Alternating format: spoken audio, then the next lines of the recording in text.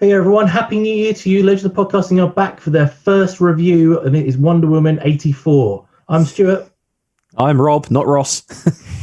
And I'm Liam. Yep, Ross is still MIA at the moment, so we are just, so we are going to be discussing and reviewing Wonder Woman 84. It's been a bit of a controversial movie for a lot of people reading around, so we're going to try our best to go with positives, talk about what we didn't like, and then give a rating at the end. So, guys, Wonder Woman 84. It's been a while. We've been waiting for it.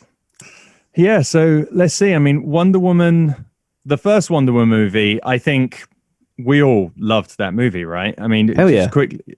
It was a good movie. That was damn good. It surprised me how good it was, and I'll be honest with you, out of all the DCEU stuff, it's probably the top of my favorite of the films they brought out for me. Yeah, it's great, and I think it is. It's actually the highest rated of all of the DC movies that have come out. I believe it comes in right at the top in the. It's a massive dichotomy, ratings. But given where this one has ended up, so yeah. Yes, but they did a great job with that. It was so good to finally see Wonder Woman on screen for the first time in a movie.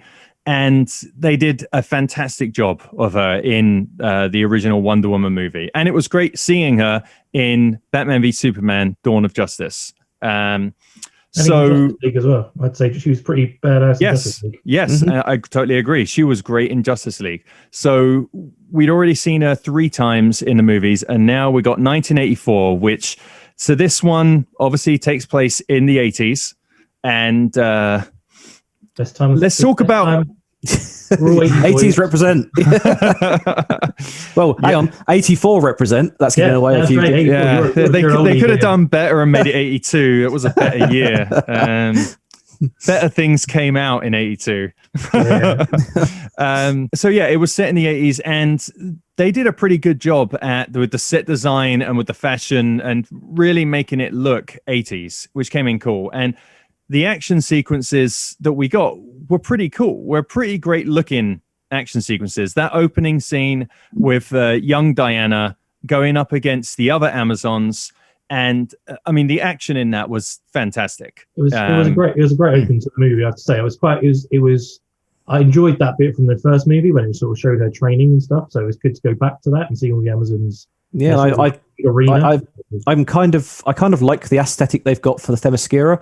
So seeing that again in this film was quite a nice little throwback to some of the stuff we got from the first film. So yeah, I like that opening. I'm just not sure the film needed 2 openings because you go straight into the other one from there on out. So, that second opening, the mall robbery, right? I actually really enjoyed that because it reminded me very much of it's set in the 80s. It kind of reminded me of an old school superhero movie, not so Richard Donner Superman, like bright, kind of goofy. I got that impression. I got they were with the cinematography. They were trying to go for that, like you say, the Donner 80s pomp and circumstance of a big, bold superhero film. The cheesy, fun kind of superhero action, and which is great. There is nothing wrong with that. That's in a lot of instances, that's what you want from certain superheroes and certain movies. You just want that cheesy, fun superhero action, and you absolutely got that in that mall scene. That was great. And there are a few points in the movie where you've got some real cheesy fun with that. So let's just say your favorite point in the movie. So let's go around the room. Okay. Let's go, Rob, you first of all. What was your favorite point in the movie? Point or aspect? Either one. I got to say, Chris Pine, I'm certainly enjoying him as an actor. I'm glad he was. Although we'll talk about that in a minute about the reasons why he came back and all that stuff to do with it. I'm glad they did bring him back as a character because the chemistry he's got with Gal Gadot and the two of them on screen, that made the film for me because having them back together again. But it was swapped. Yeah, whereas the role reversal was really good. Yeah, role reversal. He's now the fish out of water and she's teaching him about the modern world, and having that back again with the banter and the chemistry between the two of them, it really paid off really well. And I really like that part of the film. And I suppose. Just seeing Wonder Woman back on screen again, Gal Gadot's portrayal of her, I really enjoy. Even though we'll talk about what we didn't enjoy in a minute. Seeing her back on screen, seeing her be the hopeful charismatic presence that she brings to that character was awesome. That's what I think that's my takeaway from that. Oh, and we'll talk about this later as well. Also, seeing My Old Office appearing in the movie was a complete blast from the past. that was I didn't realize they were filming in the UK, to be honest. Yeah, the spoiler alert for anyone that doesn't know, the Maxwell Lord's Black Gold office that you saw, the big building, and the interior of that building is in Kingswood in Surrey, in the village of Tadworth, which is where I used to work. So to be clear, you used to work for Maxwell Lord. I used to work for Maxwell Lord. Yeah. The con man himself. It's so strange. There's a bit in the movie when they break into his office by snapping the lock off of a shutter door. That's the loading bay. That's just it does actually exist then. That's cool. Yeah, no, that whole building. I mean, when COVID disappears, Stu, I'll take you to a drive if you want. You can have a look at it. Yeah, at some point, you have to go there and do a little video. Showing Maxwell Lord's office. That'd be cool. So that and seeing My Old Office again. There you go. No, I agree. Stuart. There was quite a few points I enjoyed in the movie actually. So I quite liked the whole seeing her like from World War One to now, how she's been very alone and sort of kept under the radar and like not interacting with anyone. I thought that was quite an interesting aspect. And seeing all like the photos and stuff around her house of like the woman who was Steve Trevor's like secretary. Etta Candy, secretary, yeah. I thought that was really interesting. I even quite liked, even though there's loads of loopholes that we can talk about that I didn't like, the story of the crystal and the fact that if you make a wish, something gets taken away. And I quite enjoyed the fact that like they depowered her a little bit because she's obviously like well OP. So having that depowered thing of her trying to, and then having to give up the one thing she wanted to actually get her power back is like that ultimate hero sacrifice kind of thing. I quite enjoyed that as well. And I quite enjoyed what they did with Maxwell Lord, because he's not what he is in the comics. Because he's like sort of like a cult lord in the comics, isn't he? From what I've read and seen on TV. So changing him into like a con man and stuff who's just wants to try to. Hey, he's not a con man. He's not a con man, as you keep telling you in the film. And I quite enjoyed and seeing Pedro Pascal doing that sort of character as well. Obviously, we've seen him in The Mandalorian for the past couple of years, and not much else. So seeing him actually being quite charismatic stuff, and I even quite liked before she changed into actual Cheetah, the sort of story of Cheetah's character as well. I didn't mind that too much either. Just the ending was a bit of a downfall. But yeah, I mean, it was. I don't know if it's because it got delayed for so long, and it was just like, I can't wait for it to come out. It was just kind of underwhelming. There was no like super wow moments. Like even so, I know you don't like BVS, Rob, but even like the warehouse scene that Batman does. Well, no, that's one of the parts of BVS I like is the warehouse scene. There's wow moments in the movies, but with Wonder Woman, it was very all like, I've seen this before, kind of nothing new kind of thing. There was no, how do I put it? There was no going over the trench and fighting off the German soldiers with the climactic music that you got. Stuff like that. The action scenes were okay, but they weren't amazing. And I don't want to try and go into negatives too soon. But Liam, what did you like about the movie? So I'd say there were a few points that I really liked. One of the things that I liked was how they handled the invisible jet. I think it was one of the things. It's like, you had to find a way of working in the invisible jet somehow into a Wonder Woman movie. How can you justify it? They did a fun. They had fun with it. And I like the little joke of like, I did it one time with a cup. What happened? I lost it. I'm like, that's fun. That's cool. So I feel like that was kind of a cute thing. Although my oldest daughter's immediate response when it happened was, hang on, shouldn't people just be able to see two people sitting now flying through the sky? They do. That's the old Robot Chicken thing, isn't it? Hey, we're in the invisible jet. I love it. It was actually like an old Tornado plane as well. It was like one of my favorite planes as a kid. So it was like from me. It was like, I love that plane. That's awesome. That was quite cool. So yeah, there were a few fun, the cheesier elements were the things that I liked. I liked the lassoing off of lightning. It's like that was on the commercial, the trailer for it. So we'd already. I've got to say, I still liked that. Is it wrong to say the trailer was the best part for me? Because that first trailer when they brought it out with the remix of the 80s. Oh, what was it? I forget the name of the band now. I can't remember what it was now.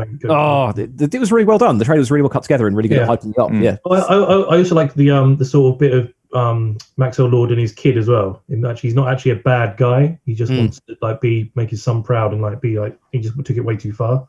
So the whole like thing at the end where he sort of found his son and gave him hugs, I actually quite like that bit. So let's transition on to some of the points that weren't too happy with, we'll say. I mean, you say regard to music. So this movie was set in the 80s. Soundtrack wise, how many 80s songs? Because that would have been hardly any. Win I know that Hans Zimmer was down as the composer, because you've got him for the rest of the extended universe, so you might as well use him and his extreme talent to bring some of that stuff in. Yes, but there was no Hans Zimmer. You want to use Hans Zimmer, but you made a point of sticking this in the 80s. Yeah. Like, you've got to make it 80s, so there wasn't a lot of there wasn't an 80s soundtrack that you could have threaded through that. Which I identified one song, which was a remix of Frankie Goes to Hollywood. I think it was War, or it might be. I think it was War. I mean, even the montage where he's trying on the clothes on, that could have had loads of 80s songs in it. Yeah, montage of 80s songs while he's getting changed would have been really cool. You could have had you spin me right round, would have been perfect to see you doing. There you go. Yeah. So many choices. And the one thing that baffled me about music, speaking of, is the scene when, and we'll get onto this in a minute because it really baffled me, when she learns to fly. They had that really generic song that's in every trailer, and I forget the name of it now. Over her learning how to fly, and it just took me out of the film because it's so bland, that song. That piece of music. The one that's the Wonder Woman theme? No, it's not the theme. It's like, is it Toccata in D minor? It's a really, really overly used piece of music. That's when she's floating in the clouds, hearing Steve Trevor's voice, and it's supposed to be a big dramatic moment as she realizes that she can fly, and we'll talk about that in a moment. Can she actually fly, or can she just glide really well? Because I got the feeling she was flying. She's falling with style, Stu. Sort of like, if you just catch the wind the right way, you'll be. That's what I thought she was doing. I didn't realize she was actually. She didn't do the whole Superman flying upwards like super speed or anything. She just glide. Well, she slowed at a point and then she went faster. So I take that as flying. She was even doing the Superman thing at one point. So I took that as flying. Just, she's that good at gliding. I just mean, fair enough. Yeah, I mean the one thing that confused me more than anything, which I don't get, what I need to read why they did it, is why did Steve inhabit someone else's body like Quantum? Yeah, that's something I don't understand. So I've got theories on that. But you had massive mountains come up. You had all this impossible stuff happen. What was so impossible about just bringing Steve back as a person? Right. So here's the thing. So let's talk about Steve Trevor. All right. So yes, popular character. Okay, but the way they brought him back, where she's then kind of like pining after him, pining after Chris Pine. But she's, the way that they treated her character with him is not true to Wonder Woman's character. Where she is ended up like she's like she needs a man. She needs Steve Trevor. So she's not complete without him. It showed a weakness that I don't think is meant to be there in Wonder Woman. And I'm not, if I think back to the comics that I've read with Wonder Woman, I'm not aware of a similar instance where she has such a strong weakness there. Like, she seems... is that because in the comics Steve Trevor's always around? They don't actually never killed him off, have they? He's always just there. You've got the problem in the more modern comics where they decide to pair up with Superman for no reason whatsoever. But like you say, I kind of took it a different way in that Wonder Woman's always been the beacon of love and compassion out the Trinity of the major DC superheroes. So this was kind of her giving up Steve, but realizing that she can love is more leading into her giving him that sense of compassion. But it kind of falls into that trap of, we stuck our sequel movie in between the original film and Justice League, where we've got this doesn't need to exist here. You could have done this after Justice League. Why is 100% agree with you? Why is it in the 80s? There is no. But you look at the plot of the story with the Dreamstone, and maybe the 80s is a bit more politically dangerous with the Reagan administration and the nukes with Russia, which is a subplot of the film, and the oil was going on in Egypt. There's no reason for this film to be in the 80s. I totally agree. If the argument is meant to be it's the Cold War, stuff like that, then they didn't do a good enough good enough job of making that clear in the story. In this movie, there's no real justification for this movie to be in the 80s. This feels like it could have just taken place after Justice League. And if they'd done that, it would have made life a lot easier for them, because sticking it between the movies, like we've already established, okay, so you've got Wonder Woman 1, and then since then she's not seen again. Yeah. No one sees her until Batman until BVS. And also in BVS, she's after that one photo that she has of Steve Trevor. So this means like, okay, if you're in the 80s, there can be no evidence of her. So they do that by she takes off the tiara and destroys any security cameras. I'm like, but then everyone's otherwise very public, exactly. Right out there in front of everyone. They even say, don't they, at the end of the Steve Trevor has to inhabit someone's body because otherwise then she could get more photos. Yeah. Like if he comes back and you can see it, it's like, well, then more people would see him and she can have photos of him. That's you've written that plot point in that plot problem is the result of you writing that plot point. It's so backwards. Yeah. So I mean, they could have just said it in after Justice League. It would have taken care of the security camera side of things, so you could have her being public, which she is in this movie. She's very public. They say, don't they, at the end of the hiding to the shadows. At the end of the mole heist, it's like the 12th time someone's seen this strange blur of a woman running around rescuing people. Yeah, it's like it's not really a blur. You saw everyone clearly see. She stands there and poses. Yeah, exactly. Like, no. Everyone clearly sees this. I'm sure there's no video, but people could draw it. Like, oh, we saw this woman. I'm assuming as well that just the like thing this. that didn't really explain properly was when he renounced his wish, so he's not the wish stone thing anymore. Does that mean no one remembers all the extra nukes that just flew off and about to kill everyone? I'm sure Bruce Wayne. They said they all just disappeared. Yeah, but everyone remembers it happening. But does everyone remember? Because you thought that the massive global catastrophe of all of this shit happening, because they in the middle of Bialia, not Egypt, they had built this wall. Yeah. That would have been a thing everyone remembers. The summer that everything went tits up. You'd have thought maybe the defense is it's the same thing in Doctor Who, where you have aliens come and invade Earth, whatnot, but everyone has short memories and they just forget this stuff. They're just not paying attention.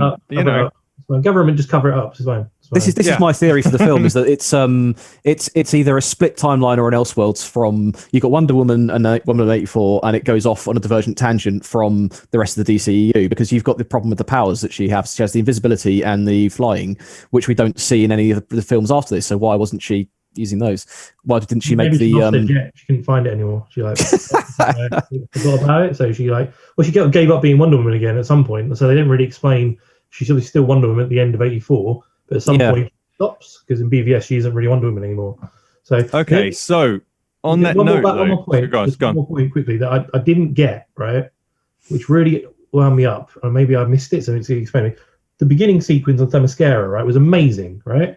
I thought the whole point of that sequence was at the end, the sort of first in command who trains us or pulled her aside and went, "No, you cheated and took a shortcut. You shouldn't do that." They were a big lesson.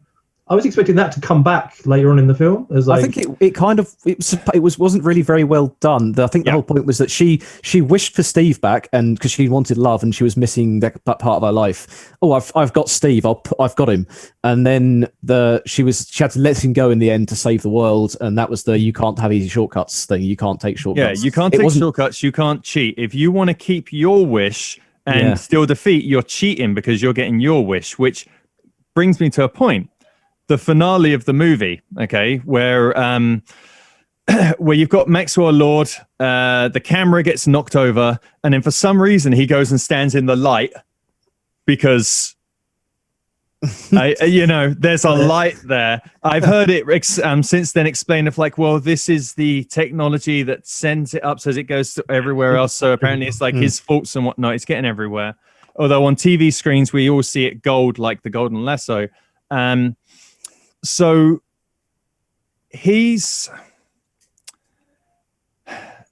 the end of the movie, you've got him like that, and the way that it's handled, Wonder Woman then is just, she's talking because she has the lasso around his ankle, and then everyone now hears her faults or her talking because the lasso's around his ankle and he's in the special light, and then that convinces everyone on the earth to give up their wishes, which is okay.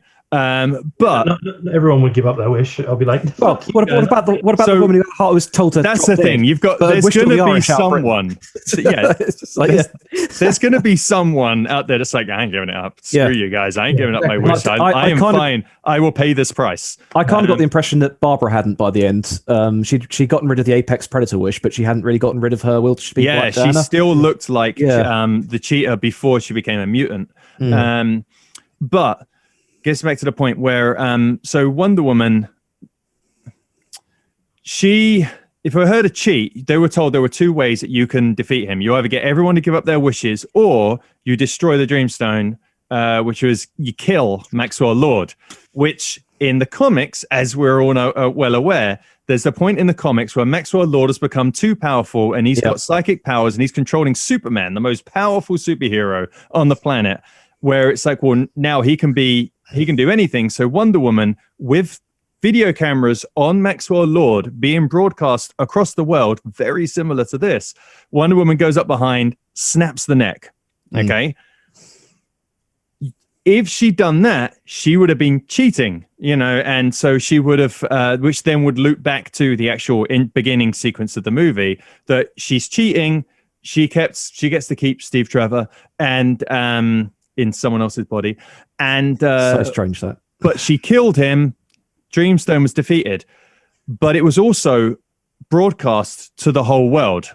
So she could have broken his neck in a way where her face was off camera, so no one saw her face. But then you would have a justification for her to disappear from the land of man and not be seen for all this time until BVS and Justice League. It would actually tie into that better, because now why is it that she's hiding and not being seen between Men and Justice League? But if anything, she's empowered at this point to be more public. She already is more public than she was in Wonder Woman 1. So you could also then sort of bring in that his kid finds out about it and could be the next villain for the third one to get revenge on his dad, because he would be old enough. Do that. Yeah. Really cool. Well, speaking of Steve, I was having to think about how you could get rid of the body problem the other day, because it's just such a strange way to do that. Pigs. You feed them pigs. I've heard all about it. Sorry? Pigs. Get rid of the body problem. Feed them to the pigs, Harold.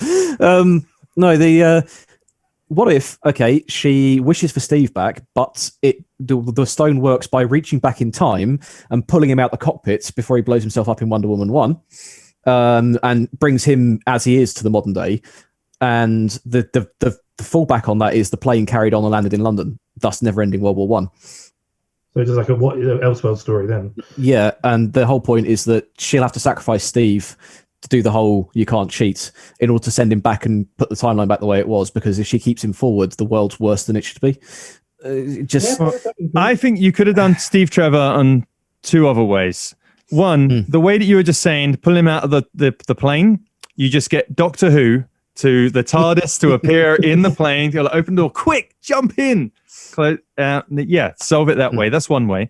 The other is Steve Trevor died, and you do a nod to the TV show, and you have the grandson of Steve Trevor because I'm guessing Steve Trevor didn't have other relationships, so maybe he had a brother or something, and ultimately, so it's a great nephew or something that happens to look like him. And that would have been a nice little tip of the hat to the TV show, and just some cheesy fun, but you could have done it that way. I like you say, Stu and Liam, I don't understand the reasoning behind even reading Patty Jenkinson's reasoning on her Twitter for why she did the body swap thing. It just doesn't make sense. She didn't really give one. It was more like why are you complaining because Big did it with Tom Hanks? And it's like, well, yeah, but the same problem existed. Yeah, I don't know. Big didn't do it with Tom Hanks. Big was like the boy grew into a man. I don't understand. A boy again. It's not a body swap. Quantum Leap's the body swap. Because technically, right? Cause everyone else sees that other guy, right? It's only her. Yeah. So he just had sex with this random guy, and like he like didn't go to work for a few days. I'm assuming he worked. Yeah. Boss was probably going to go. What, dude? Where are you? He probably like woke up a few days going, what the hell happened to me? What happened to me 4 days ago? I know. Presumably, if him and Steve Trevor swapped places, then he died. He was dead. I don't know. I don't know. I know it sounds like we're complaining a lot, but it's more frustration about why it is. It's when you put all these things together, and it's like, well, why this? This plus this plus this plus this. They go back to the powers thing, where she just suddenly learns to fly by realizing that air is just wind. Okay, and she overused that lasso. Like, I love the lasso of truth and everything, but that was so overused in every. Oh, fight. And I know you enjoyed the scene, Liam, but the whole my father once made Themyscira invisible, so I can bang now the plane's invisible. You just pulled that out your ass. I could have done. You could have built that up a bit more. It's at least you could try. But the lasso in like every fight was a bit much. But I don't know. It's frustrating more than I was hoping for more. It's not a bad film. It's not the worst.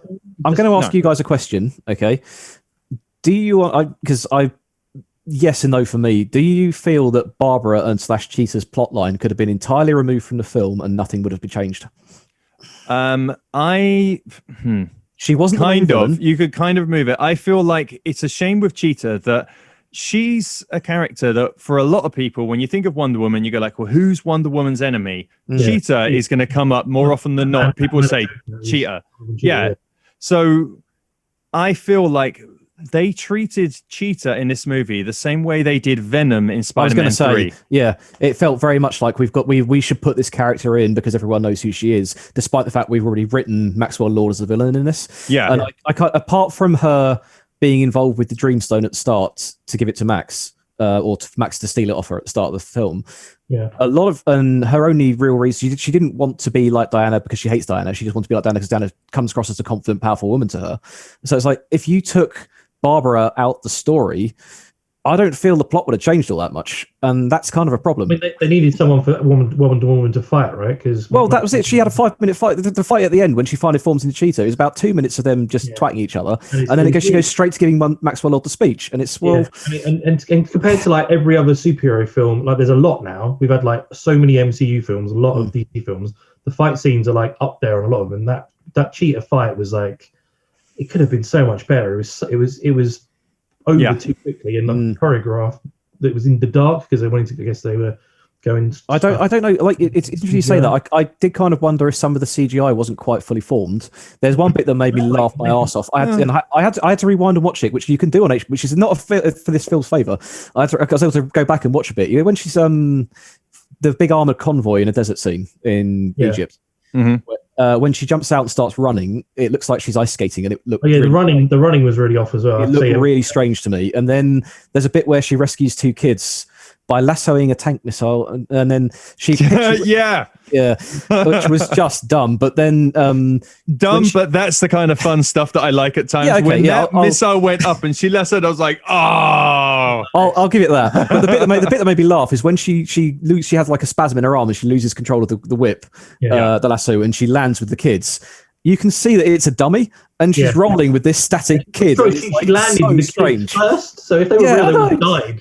There's some bits in that scene that look really dodgy, and because I was able to pause it, go back and watch it again, it stood out to me so much more. Sorry, I just needed to get it off my chest because I just spent that whole scene laughing when I shouldn't have been. But I'll put that down more to the fact that I was probably enjoying myself more in that scene. It was doing the bit when she was pushing the truck as a barricade. That was awesome.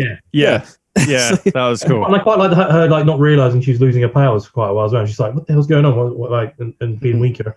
But the running, that was that bit, and the bit where she's running through the street and she like lassos flips it and then lassos something. I don't know what it was she got in the street. No, because she whips it and then there's a little whip at the end. It's like she can pull from that. She did it earlier in the film. But the running. Hey, whatever. Spider-Man can just shoot into thin air and swing off. But the running was really off. I was like, why are they making her like? You could have just made her run normally, just sped it up like they do with I mean, they do it in Infinity War when Black Panther and Captain America running through Wakanda. That looks more realistic than what they did in Wonder Woman. I don't understand how they did it or what they did. Yeah, it's a bit off.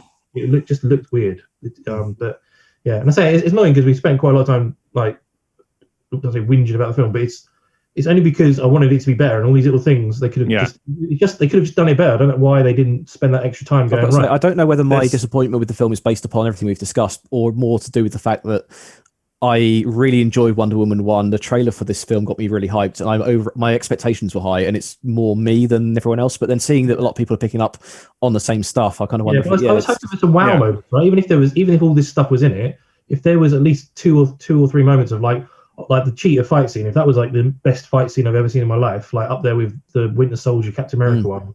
Well, I don't know. They could have go back to Cheetah's story. They could have truncated that to be more impactful. If she instead of wishing to be more like Diana, she wished she was more assertive or more something, and so she was changing into Cheetah from the start rather than having the first wish be I'm going to have Wonder Woman's powers, and then getting on the plane with Max Lord at the end, and then going I wish to be more powerful, more predatory or something. What was her wish? Yeah. And that changes her into Cheetah. Yeah, she wants to be something no one has ever seen before. She wants to be an apex warrior. Yes, and that or an apex predator, and that changes her into the Cheetah. So you could have had that going on from the start, and then with the White House fight scene, she could have been a bit more animalistic rather than just really angry. I don't know. I could have done a bit more because they met like that day as well, and then she saved her that night walking home, and then suddenly oh, she's my best friend. I really want to be like her. They built that relationship up a bit, so like she'd already worked there for a while, and they knew each other. There was like a relationship there. Would have made a bit more sense as well. And then there's like things in the house. So like there was that Trevor Ranch. What the hell was that about? I was hoping they were going to explain it or do a flashback or something. It was just like her on a farm, and it's called Trevor Ranch. I was like, okay, what's that about? Like, are we going to learn anything about that? Or that's just because they showed it like 3-4. Or was that just an Easter egg to something that happened in the comics? Yeah, maybe, I don't know. I've never told me this happened to him. It was just it was a very like okay, Trevor Ranch, all right, that's great. Yeah. I don't know. I'm hoping that say the third one's been confirmed, so I'm hoping it's going to be post Justice League, so it's going to be modern time. So or if you go down, take my theory that this Wonder Woman and Wonder Woman 84 are branching off in their own separate timeline, and you can have whatever happens in 3 be completely unrelated to Justice League and everything else, because this film always needs. Well, we don't know what's happening in the Snyder, which one they're going to take it from, the Snyder cut or the one that was actually released. But I mean, by the end of the normal like Whedon cut or the normal cut, it's all very much like the world's back to normal and she's just out there now helping people. So you could just do a really easy superhero story of her. She's Wonder Woman. There's a bad guy comes along, she kicks his ass.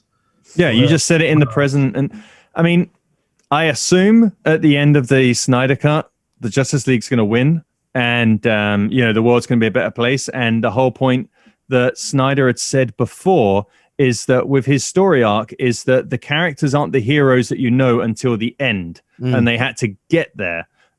So going off of that comment, which is from years ago, that he made that comment. I think he made that comment back when Man of Steel was done. That by the end of this movie, our heroes should all be the ones that we know and love, and should be a bit more public eye and a bit more happier. They kind of did that in the original Justice League, though. By the end of the Justice League, they were all like. Well, yeah, my point I was getting to is that I think that will be the case at the end of the Snyder cut as well as it was at the end of the Whedon cut, done differently for sure. But I expect that will still be the case, which means that you can set movies after the Justice League movie and you can write it in a way that it doesn't matter which one of those movies you're going to consider canon.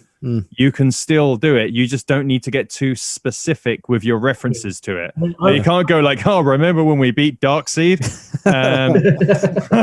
I'd quite like to Darkseid. Yeah, because I'd like to go back to Themyscira again. There's been a lot of stories, like definitely in the Justice League cartoon. I've read a few comics as well, where people go and like sorcerers go and invade Themyscira, and they get like invaded, and Wonder Woman has to go back to Themyscira, the place she's not allowed to go back to because she's been banned. Well, you raise a good point there, Stu. I mean, the Bad Bloods was it not Bad Blood? Bloodlines was one of the ones. Yeah, you raise a good point though. Would Wonder Woman 2 have been better served by being more about Diana? Same as you were saying earlier, Liam. But why do you need Steve Trevor back? Because that brings out something that you didn't really see in that character. If she had to go back to Themyscira because she's been banished from the islands for some reason, it's going to be more a personal journey for her. That you'd see more of that. I would hope so, because I think the woman who plays her mum's in like contract, like another 2 or 3 movies contract or something. So I would hope. I mean, not just something like that. Either like Bloodlines or something, like a god or something goes there and she has to go back. She's not allowed to, but to help save. Well, you could still have the Dreamstone as a MacGuffin, but it's on the Themyscira being kept under guard by the Amazons because they rescued it from the world. Maybe it was what was caused the world of men in the first place to fuck up. This like fight that she fights quite a lot in. He's like in a purple suit. He was in like Justice League Dark movie. Fights Zatanna. What's his name? Mordred? No. Okay, anyway, he's usually quite involved in it. Definitely the Justice League animated cartoon where he goes to Themyscira to get something, or to and she has to go back with Batman and Superman and Flash. So because it's the first time men have ever been on there other than Steve. So yes, but no, something like that I'd love to watch, and it'd be awesome, and just they'd hopefully take that epic level of fighting and stuff to that next bit. Yeah, so I think the overall problem for the film is that it's got too many plot lines, too many villains, a la Spider-Man 3, and the plot is just a muddle with ideas that don't really coalesce together really very well. But the fact that us and a lot of other people have got questions about it, means they didn't explain it properly. Even people that know comic book characters and comic book movies are still like, but why did this happen? Like, they should have explained it. I know sometimes you don't want to be spoon-fed stuff, but and other times they left it way too open to try and interpret stuff that doesn't make sense. Yeah, and it's a shame, because my first thought when it finished was like, hang on, is this just another instance where it's the studio cut, and if it's the director's cut, then all these things make more sense? But then you look at the runtime of this movie, and you're like, no, it's 2.5 hours. Like 2.5 hours. That's that's enough time to have got your whole thing in there. This is the story you're telling. And not only that, but like you say, the Patty Jenkins was the screenwriter this time around as well as the director. So it's not like she had a studio interference. This was her vision. This is what she wanted to bring to the cinema. It's to the points that you guys were saying, just to kind of like wrap it up a little bit. We loved the first movie and had real high hopes from this, and it's just the movie is a good movie. So it's not a bad movie. It's enjoyable. It's not as good as we were hoping. Maybe our hopes were set too high because of how much we liked the first movie, and how good the trailer was. But also, the story could have been told better. Certain things don't necessarily make sense. I do think that the opening sequence of the young Diana on Themyscira, as awesome as it is, really doesn't feel like it served much purpose at all. It was just the only thing I can think is that was stuck in. They go like, we're going to create a really cool, empowering scene for the kids. So all our young fans that watch the movie are going to be like, awesome. My daughter loved it. Like, she really enjoyed it. And I kind of think the other bit of that intro one was to show the sort of gold-winged goddess thing that she had to do on later, and then Linda Carter in the post-credit scene shows up. It's like that's what she's going to be her and stuff, which is kind of, it's good that she was in it, but it was a bit of a cheesy post-credit scene for her to be in. Cheesy, fun, but it was a nice nod to the the old TV series. Which, on that note, do you guys want to see Linda Carter in Wonder Woman 3? I think there's a lot you can do with that, but it's going to have to be done better than we saw in here. Not like Linda Carter's appearance, but you can't just shoehorn her in for a bit of fan servicey cameo in 3 without it being a major part of the plot. Like, maybe that'll work if you just said, okay, she's been hiding out as well since she's been on Man's World a lot longer than Diana, obviously, from what we told about her legend. Maybe she could have be seeking Diana out, because now Diana's a well-known figure through Wonder Woman 84, not being hiding a secret anymore. She needs to find her because something's going on with Themyscira, and the two of them can find their way back as a buddy movie thing. That'd be cool. Hire me to write the film, guys. It's just so. We now know as well that with DC movies that start in 2022, they're going to be putting out at least 4 movies a year, with 2 theatrical and 2 going onto HBO Max, with the theatrical ones being the bigger name items like Wonder Woman, Justice League, Superman, that. But with HBO Max being for the smaller characters like Batgirl, and they mentioned some others. With that in mind, what are you guys hoping for from a future movie, hoping that they would make? So many. Oh, and bearing in mind that they're also saying that with any of the movies that they're doing now, that they're looking at them with an eye to being able to do a spin-off series on HBO Max. So you'll get the movie, and it should be able to also launch a series. With that in mind, what property do you think that they could do that you'd personally would like to see? I mean, I know they're doing a Green Lantern one already, which would be really cool. I'm looking forward to that. I'm really, really hopeful that there's been, like we spoke about loads of times over the years doing this, And there's been loads of now like rumors and articles over the past few weeks of Michael Keaton. Obviously, Michael Keaton's coming back, but him being like an old man Bruce and doing a Batman Beyond with Terry McGinnis type. Either it's a film or it's a series. Don't care. Michael Keaton needs to be the old man Bruce and be young Batman in his suit. That would be amazing. I'd love to see that beyond anything. That would be cool. What about you then, Rob? I don't know. Just thinking, I'm sitting there going, which properties from DC do I like and enjoy? And a lot of them have already got shows coming out through CW. So it's kind of hard. Either you create a rival to that and potentially cause a problem with the CW network licenses, or you'd have to do something new.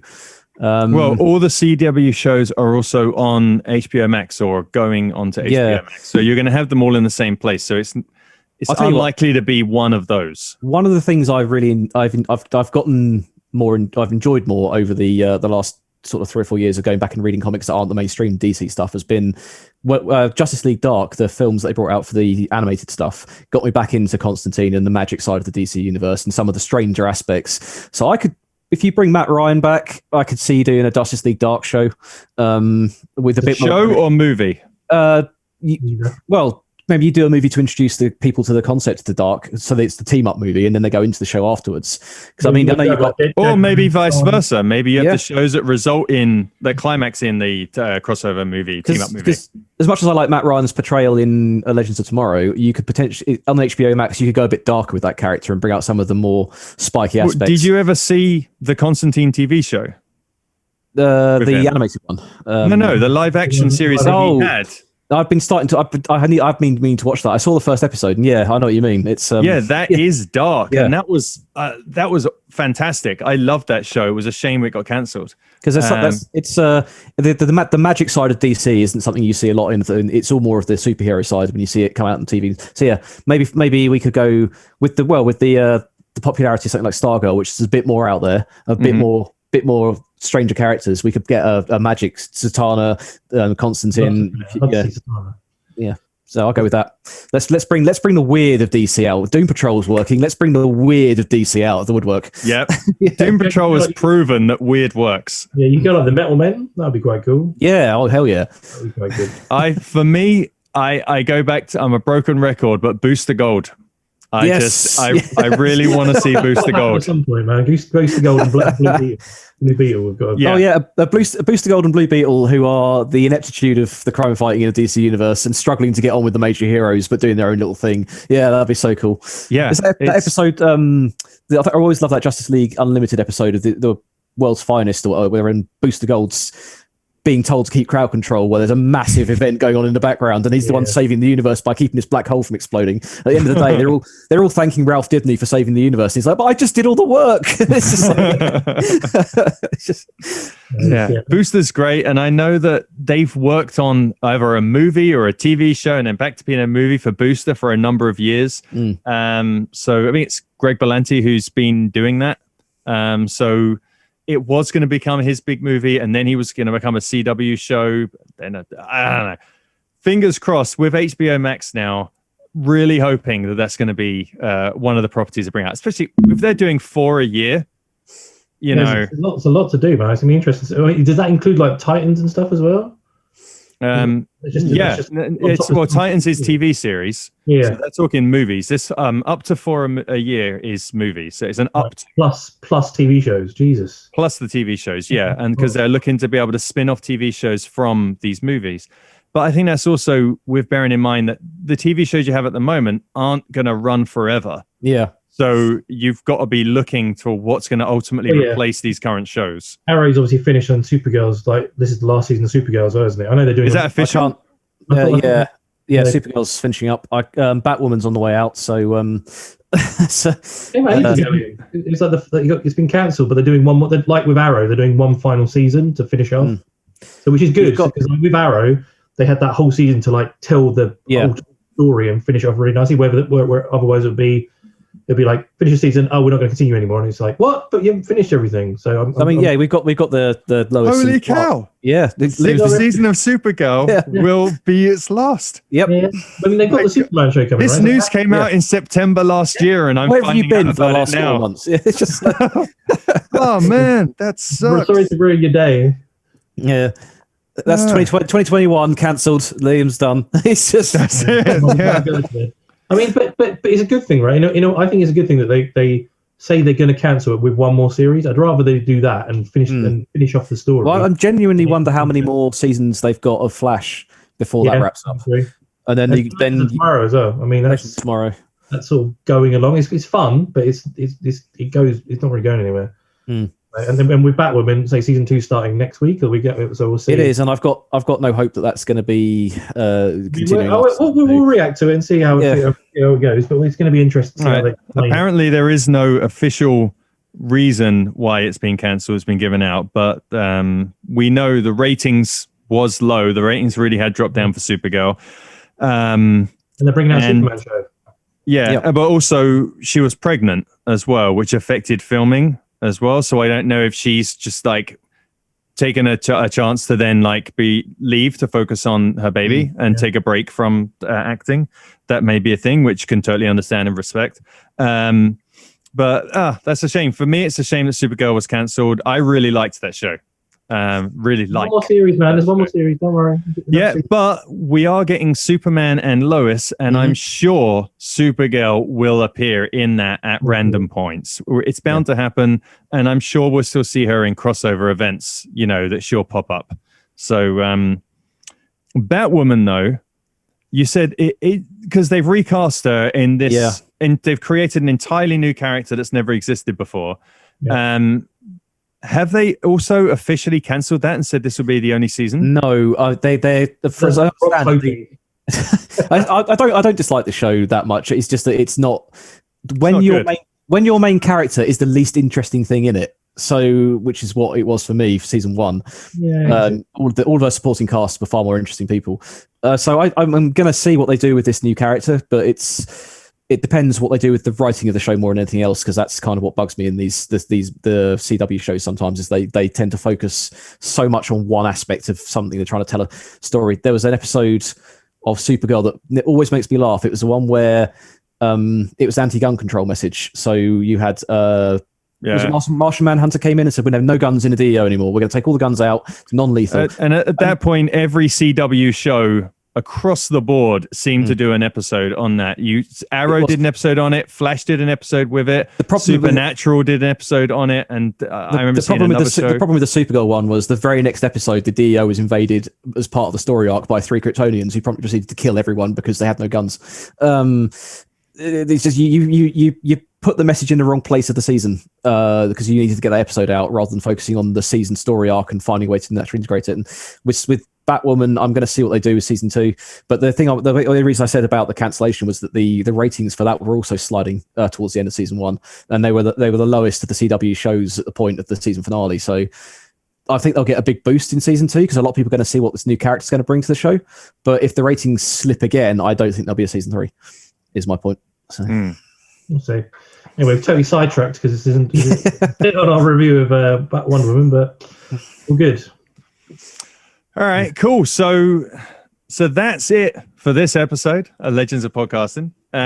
So for those of you watching this on YouTube, not too familiar with seeing me, for example, or having an episode like this, just put some tape over the part the screen is on. You'll be fine. We're very sorry. We had to get him out of the gutter. And so we also do an audio podcast version of Legends of Podcasting. That's how it started off before we went on to videos. So I'm normally just on that because I've got a face for radio, and generally we don't bring this out. Now you've had a complete facelift. You look completely different. You look great. It's fine. Yeah. Oh, thanks, man.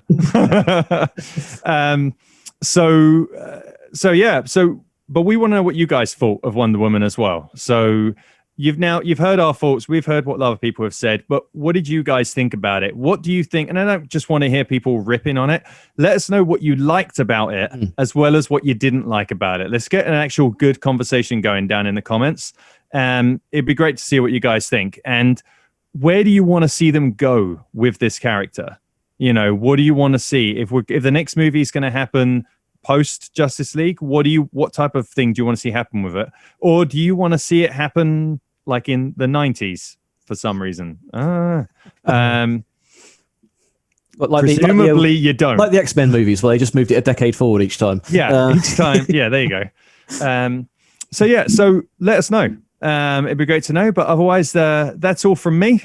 Yep, and we'll be back reacting very soon with WandaVision, which is coming out next week. So reactions from me, Rob, and Ross on that. We've got Batwoman coming out, so we're finishing off. We don't know if we're going to be reacting to the rest of the season. We haven't put up yet. We might do that offline and then start off with season 2. And then Superman's coming out soon as well, right? And I think Flash is as well. And we also have still got Doom Patrol and a lot of catch up on. So we still got Agents of S.H.I.E.L.D. I know people have been asking for. So we still got lots of. and you wonder why you're not invited on the main show. So there's lots of time, guys. We're obviously with the UK, we're in lockdown to at least mid-February. I'm assuming it's going to be till Easter, so we're going to be doing remote reactions for a lot longer ago. So please be patient with us. It's going to be a bit slower to get things out.